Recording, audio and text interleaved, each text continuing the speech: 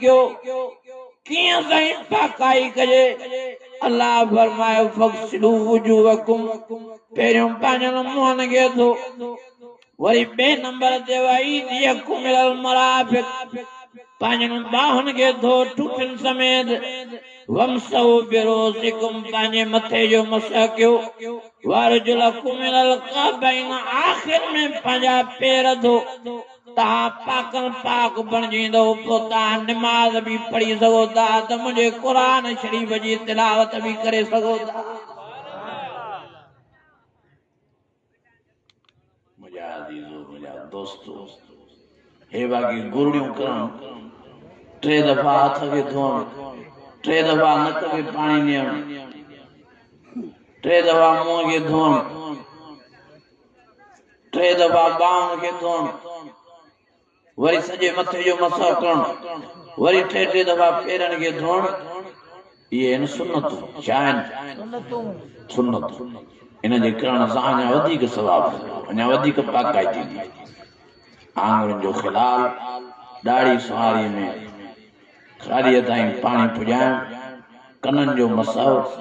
ॻीचीअ जो क्यारीअ जो मसह इहे सभु सुन्नतूं इहे असां कंदासीं त अञा वधीक पाकाई बि थी पवंदी अञा वधीक सवाबु नसीब थींदो। हज़रत इमाम हसन हुसैन ॿई फरमाइनि था त बाबा साईं असांखे ओ बच्चो पाणी त भरे चयो त मां वज़ू कयां ओ हज़रत इमाम हसन फरमाया त हुसैन हुयो पाणी भरे आयो बाबे अली वज़ू करण शुरू कयो टे दफ़ा हथ धोतई टे दफ़ा गोली कयई टे दफ़ा नक खे पाणी ॾिनई टे दफ़ा मुंहुं धोताई वरी टे दफ़ा सॼी बांह खे धोताई ठूठ ताईं वरी टे दफ़ा खॿी बांह खे धोताई ठूठ ताईं वरी सॼे मथे जो मसह कयई वरी कननि जो मसह वरी क्यारीअ जो मसह वरी आख़िर में टे दफ़ा सॼो पेर धोताई टे दफ़ा खॿो पेर धोताई हाणे हज़रत इमाम हसन तो फरमाए रावी हुआ चवे तो त मां ॾिठमि बाबे खे जेको वज़ू वारो पाणी बची पियो बाबे काबे ॾे मुंहुं करे वो पी करे पाणी सॼो पीतो असां हैरान थी पुछा कईसि बाबा खां ओ बाबा हे छा कयो त बाबे जवाब ॾिनो रईत रसूलुल्लाह सल्लल्लाहु अलैहि वसल्लम ओ बचड़ो ईअं मां प्यारे नबी मिठे मोहम्मद करीम ताजे नाने के ॾिठो उही वज़ू करे मां तव्हांखे ॾेखारियो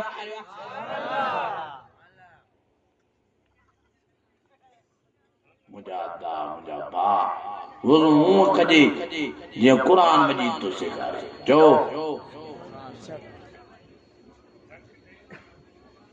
वज़ू हूअं कजे जीअं आल बेत दा सेखारे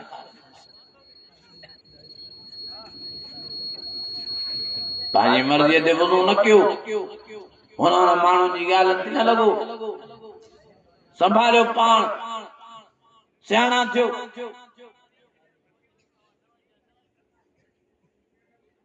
कुरान मजीद जे हूंदे सूंदे हे मुसलमान भिटकियला हे बावड़ियला कुरान मजीद जे हूंदे सूंदे हिन खे अक़ीदो हथ सही नथो अचे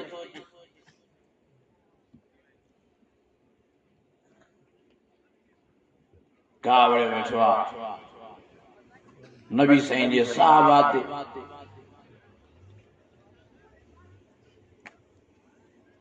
ओ मुंहिंजा अदा ओ मुंहिंजा भाउ ही कुरान मजीद मुंहिंजे मिठड़े मोहम्मद करीम जे गुलामनि जी तारीफ़ थो करे चओ सुभान अल्लाह अञा बुलंद आवाज़ सां जो सुभान ही हस्ती जो नबी साईं जे साहबा जी ॻाल्हायो नथा कुरान मजीद में अल्लाह ताला फरमाए ओ फरमाए मोहम्मद रसूलुल्लाह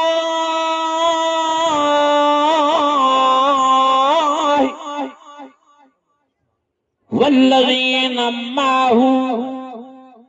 अशिद्दाउ अलल कुफ़्फ़ार रुहमाउ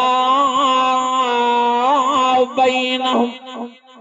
तराहुम रुक्कन सुज्जदा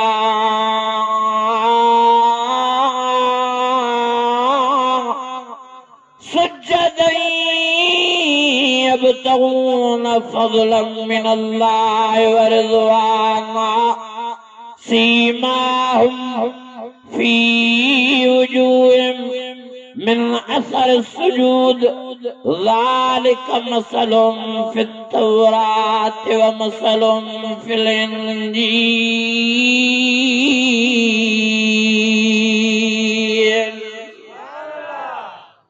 अञा हो रहा लगे सुभान अल्लाह,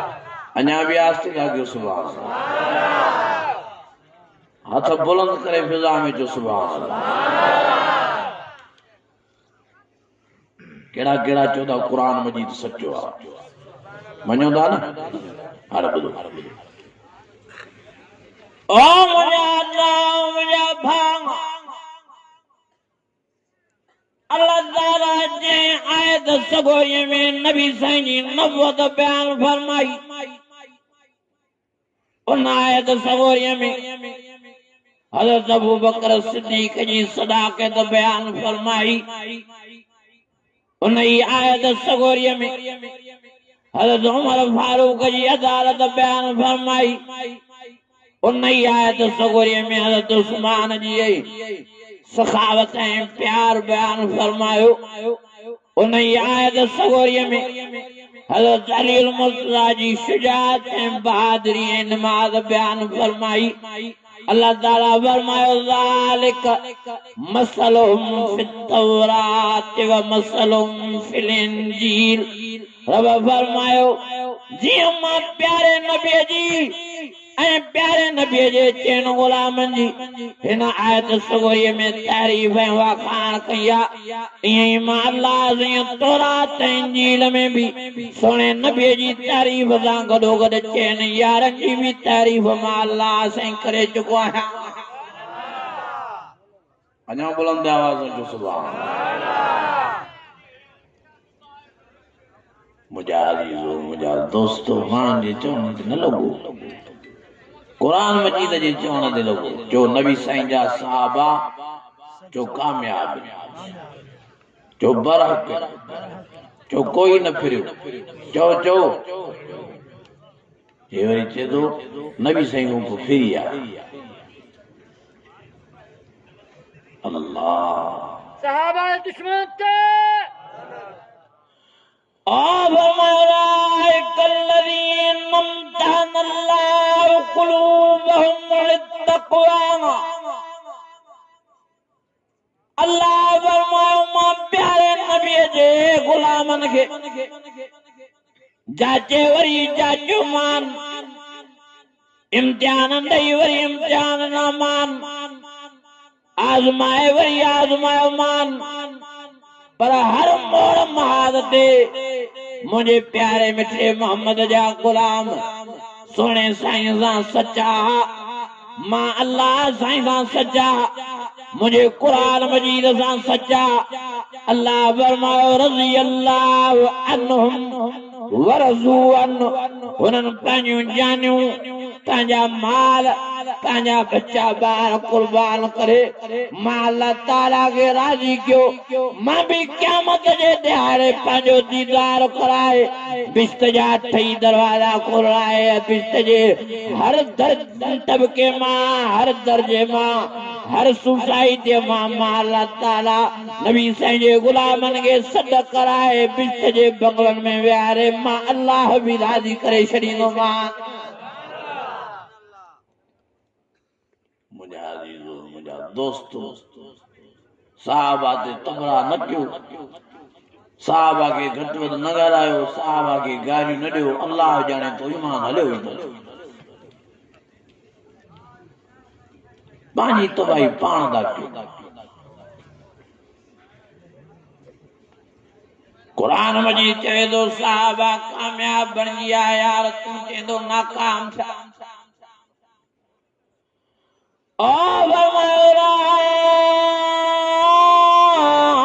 على هدى من ربهم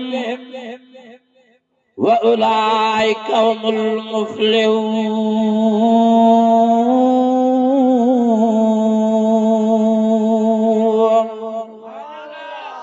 अञा बुलंद आवाज़ से जो कुरान मजीद सच्चो चओ त सही कुरान मजीद सच्चो आहे अल्लाह तो फरमायो उलाइका अला हुदम मिन रब्बिहिम व उलाइका हुमुल मुफ्लिहून रब फरमायो ये सीधे रास्ते ते आ ऐं ये कामयाब बणजी आ दुनिया में भी ये खटे आ कब्र क़यामत में भी अल्लाह फरमायो ये खटे आ सुभान अल्लाह रब तो फरमाए खटे नबी साईं तो फरमाए खटे साईं ने फरमाया अबू बकर फिल जन्नत उमर फिल जन्नत उस्मान फिल जन्नत अली फिल जन्नत ओ मुझे प्यारे साईं फरमायो मेराज वारी रात जॾहिं मां बिस्त जो सेर कयम साईं फरमायो मां पंहिंजो बंगलो ॾिठम मांजे बंगले सां गॾोगॾु चइनी कुननि ते 4 VIP वॾा बंगला ठहियल नज़र आया साईं फरमायो मां गुमान कयो त के ये नबियनि जा बंगला आहिनि के ये रसूलनि जा बंगला आहिनि के ये पैगंबरनि जा बंगला आहिनि साईं फरमायो मां पुछा कई जिब्राइल अमीन खां ओ जिब्राइल दे त हाल वाल मुझे बंगले सां गॾोगॾु 4 बंगला कंहिंजा आहिनि VIP हज़रत जिब्राइल अमीन जवाब में फरमायो साईं तव्हांजे 4 यारनि जा बंगला आहिनि जीअं तव्हांजा यार दुनिया जे जहान में 4 ई तव्हां सां कठे आहिनि त अल्लाह ताला हिननि जा बंगला आख़िरत में बिश्त में बि तव्हां सां गॾु तयार करे छॾिया जो नबी साईं जी नज़र मुबारक जो दोखे को पाका ॻाल्हायो न था दोखे को पाका जो नबी साईं जी ज़ुबान मुबारक कूड़ को पाक साईं जॾहिं मेराज करे मोटी आया ओ फरमायो सुम्मा दना फतदल्ला फकान काब कौसैन वदना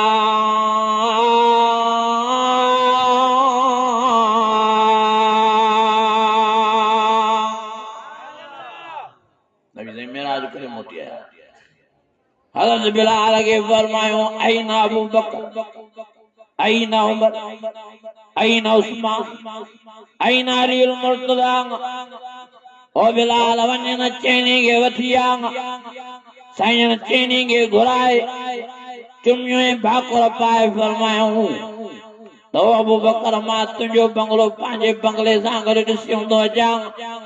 ओ उमर तुंहिंजो बंगलो मां पंहिंजे बंगले सां गॾु ॾिसी हूंदो अचां उस्मान तुंहिंजो बंगलो मां पंहिंजे बंगले सां गॾु ॾिसी हूंदो अचां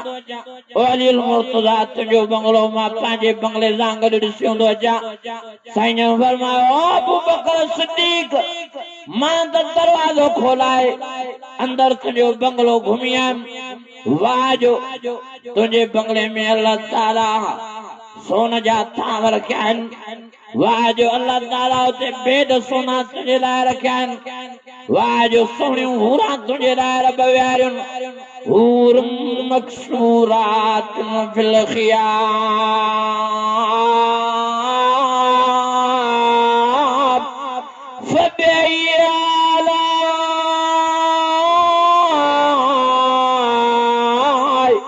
फबअय्यि आलाइ रब्बिकुमा तुकज़्ज़िबान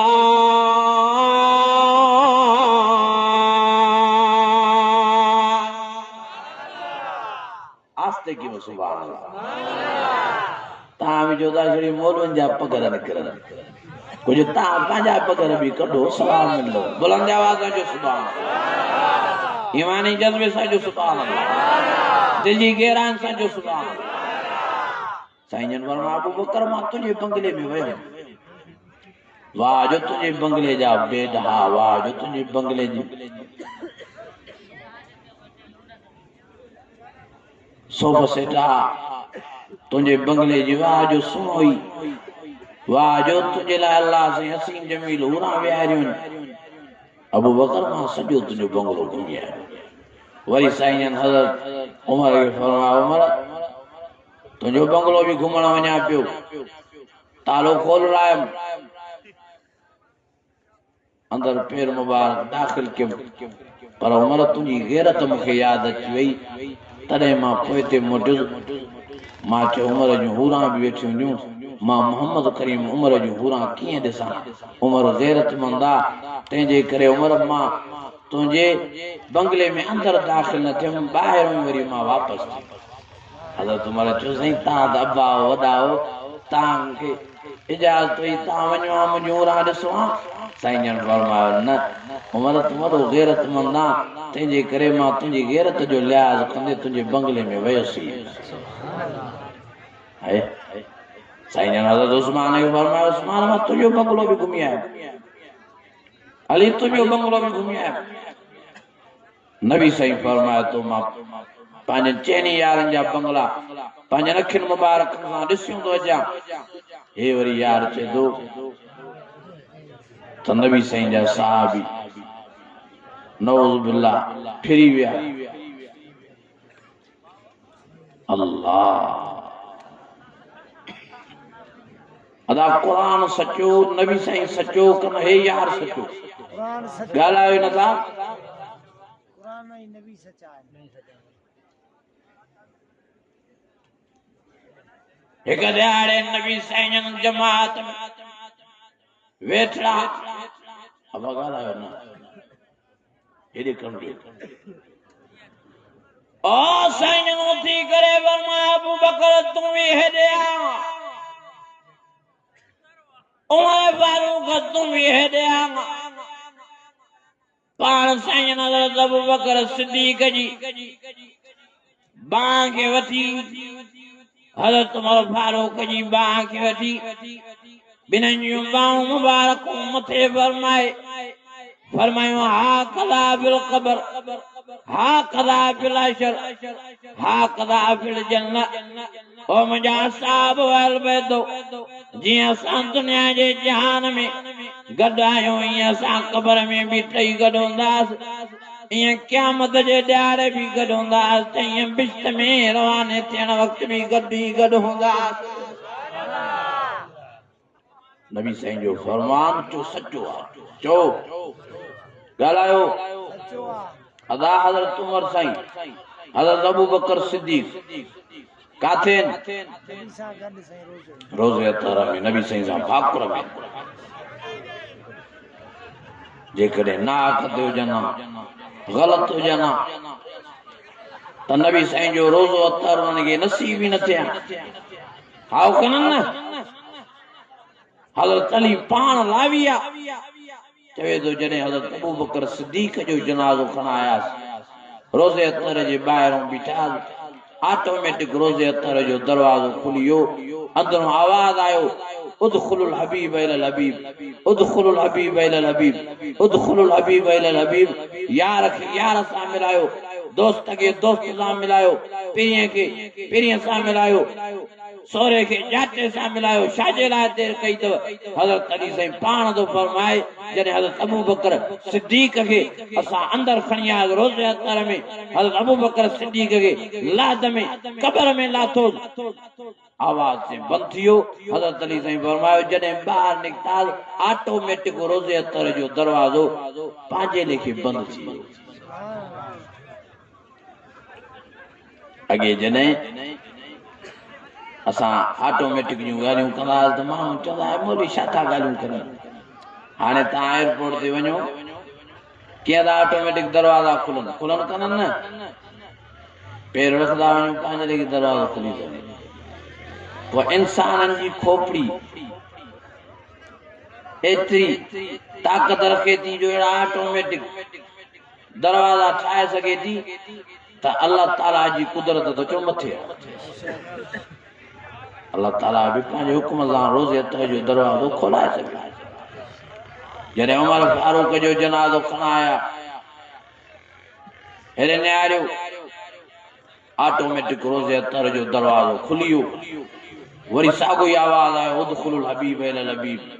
यार खे यार सां मिलायो दोस्त खे दोस्त सां मिलायो सोहरे खे जाचे सां मिलायो वारो क्यों देर न क्यों हज़रत अली फरमायो जॾहिं हज़रत उमर खे अंदर खणी आयो रोज़े अतर में लाद में क़बर में लाथो आवाज़ बंद थी वियो ऑटोमेटिक वरी जीअं ॿाहिरि निकिता हज़रत उमर साईं खे पूरे त ऑटोमेटिक वरी रोज़े अतर जो दरवाज़ो बि बंदि थी वियो मुंहिंजा अज़ीज़ो मुंहिंजा दोस्तो मुंहिंजा भाइरो जिन जवाननि जे लाइ ऑटोमेटिक रोज़े अतर जा दरवाज़ा खुलनि जिन जवाननि जे लाइ नबी साईं फरमाइनि त जन्नतीन जिन जवाननि जे लाइ क़ुरान मजीद फरमाए त कामयाब आहिनि चवंदा असां बि उन्हनि खे कामयाब जो असां बि उन्हनि जी इज़त कंदा एहतराम कंदा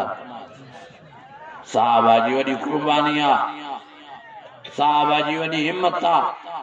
साहबा जी वॾी जुरत आहे बेचारा पंहिंजा बच्चा छॾे ॿार छॾे आल औलाद छॾे घर घाट छॾे पंहिंजो वतन छॾे कुंड कुड़श ताईं मुंहिंजे प्यारे नबीअ जे पैगाम खे पुॼायो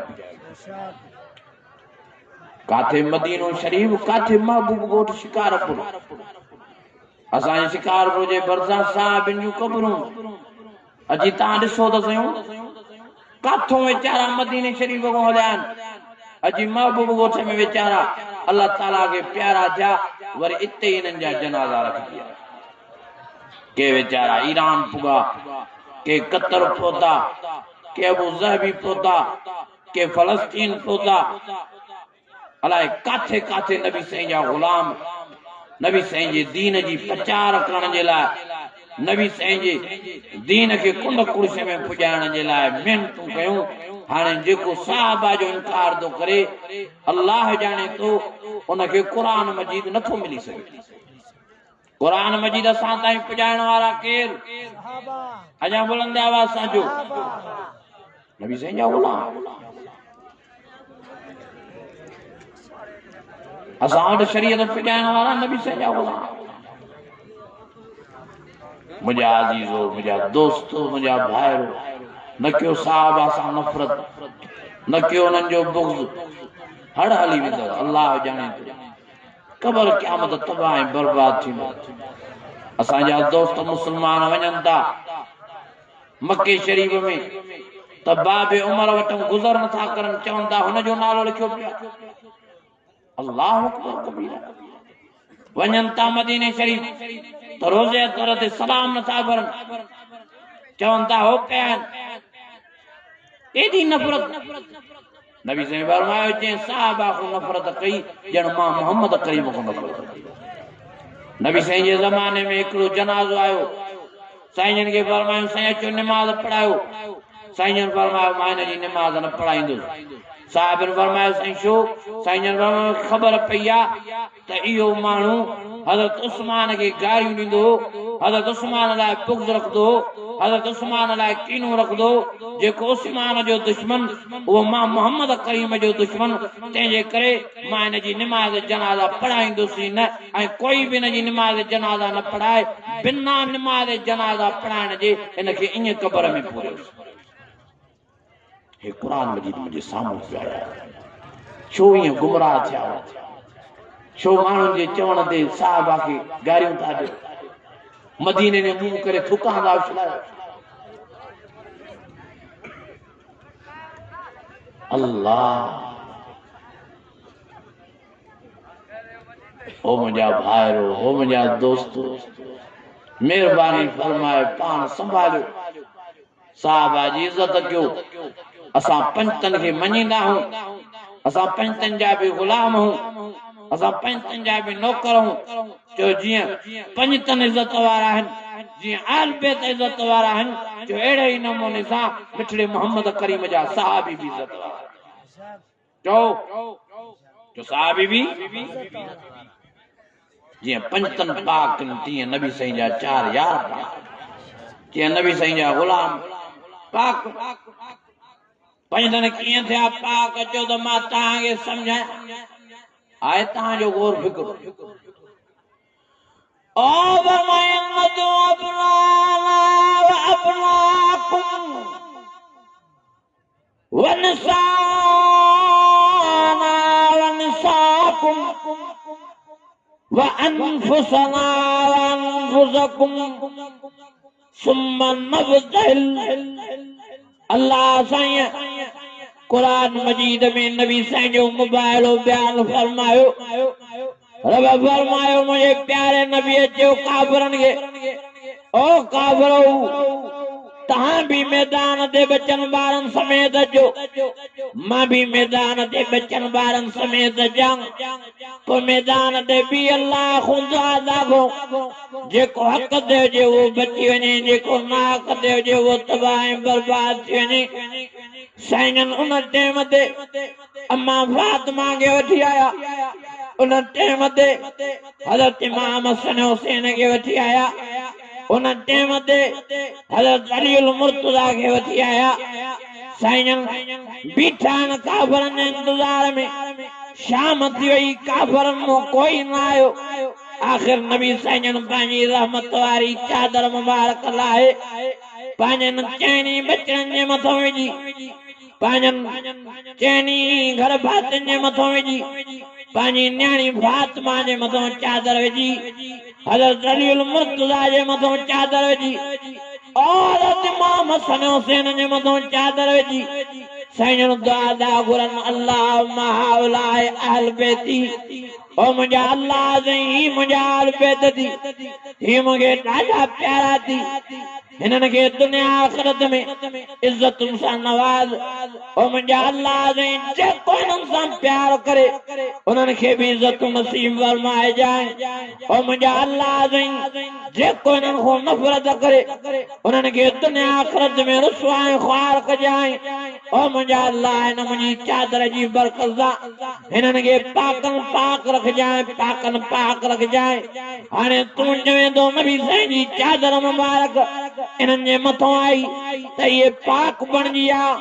अध मिंट चादर आई तॾहिं बि पाक मिंट आई तॾहिं बि पाक 5 मिंट आई तॾहिं बि पाक ओ मुंहिंजा दिमाग़ पंहिंजो जान जिन जे मथां मिंट या अध मिंट या 5 मिंट चादर अचे थी त उन्हनि खे पाकनि पाक थो चवे असां बि उन्हनि खे पाक था मञो पोइ जेका अम्मा आयशा सिद्दीक़ा रज़ी अल्लाह ताला अन्हा इन चादर मुबारक में नबी साईं सा 9 साल रातिन जा गुज़ारे थी छा उहा पाक न आहे सब बुलंद आवाज़ सां चओ जीअं पंजतन पाक न तीअं अम्मा आयशा सिद्दीक़ा रज़ी अल्लाह ताला अन्हा भी पाक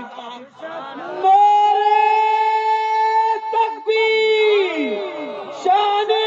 मोहम्मद मुस्तफा शान सहाबा शान अहले बैत शान उम्महातुल मोमिन अम्मा आयशा सिद्दीका